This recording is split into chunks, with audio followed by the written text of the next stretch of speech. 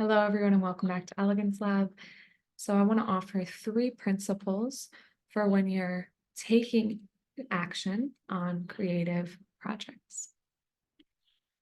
I call this creative fitness because just like when we care for the body physically, it actually lets us get more in touch with ourselves emotionally.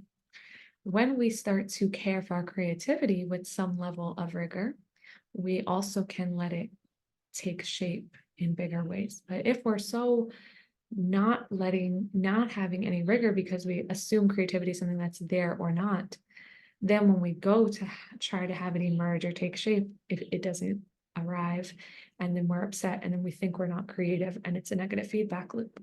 But if we can start creating some fixtures, some practices for getting in the groove of openness, then when we come, the dance moves start to come as well when we sit down and actually come to work. So, three principles. Let's say you're about to sit down, you're about to work on something, and your mind goes blank or you don't want to do it. The first is let it be messy. Use real materials. Letting it be messy is very uncomfortable, very, very uncomfortable. For example, you might have an idea. I have an idea in my head of what the edited version of this video is going to look like. I have an edited version of what the glamorized Libby is going to look like. But guess what? This is Libby in 2024 at 7 p.m. on June 3rd, who just came off of this weekend on the future of science with consciousness and this amazing phone call with this person who wants to help us transform politics so we are all involved in the future that we live in, and had a dance party alone and is experiencing an 80-degree day. And this Libby is special. This Libby has something to say. And I don't know, that Libby down the road, she's going to have other problems. So this Libby today is going to work on it and it's going to be messy. And yeah, if I'm getting paid $1 million later, maybe we can make a better video and we have someone edit this. But today, it's okay. We can start. It's okay. And it's all right to be messy, and the people who love you can handle it and you can handle it.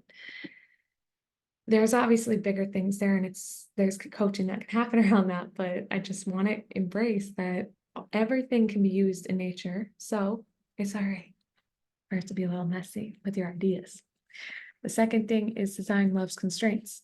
Design loves constraints. Get this on in your head. Use time or resource limits, color restriction, word counts to access creativity. So when I was in college in graphic design, they would say make 40 pictures of the same 4 lines. That was an assignment we had to do. And this totally broke open my creativity because 4 lines, we couldn't even have them zigzag or crossing. They had to be 4 parallel lines. All we could do was change the thickness in the line and the distance between them. And when I did 40 versions of that, it really taught me the mind will keep coming up with ideas. When you use color constraint, well, how does this thing look in red and orange and yellow and green and red and blue? You get different, you start to feel, oh, the exact same thing in different color looks different. When you do word count differences, right? If I only have 10 words to express this, it's going to sound different than if I have 100 or 1,000 words. So give yourself that permission. And if you're on a deadline, obviously you're going to use the restrictions that are given to you from that deadline. But if you're having a hard time starting because it's scaring you that it's a 400-word essay or a 1,000-word essay, then start with a quarter of that.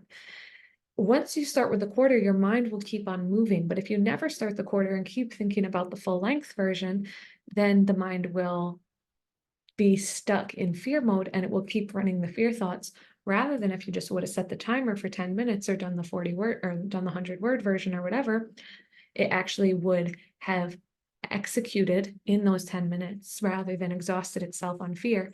And when it broke away, it would keep on moving. That's what we want to get. We want to get in the space where the creative energy is left rolling rather than the fear energy. This is the power of constraint in both time and in resources. And the third thing is commit to creative process. Refinement comes from action, feedback, and change over time. Embrace co-creation.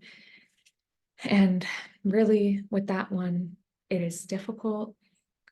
It can feel difficult. It can feel like major things need to move with creativity because some of these blocks are emotional and some of them are skill level wise. But the reality is emotions are here to be mastered, not controlled, not managed, but mastered, used in service of our greatest visions.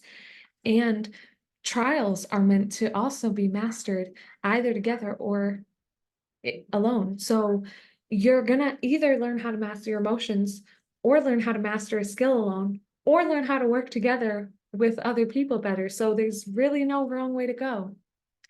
If you have concerns around these three principles, let me know. In the meantime, give yourself 10 or 30 minutes and let me know what comes forth when you set that timer.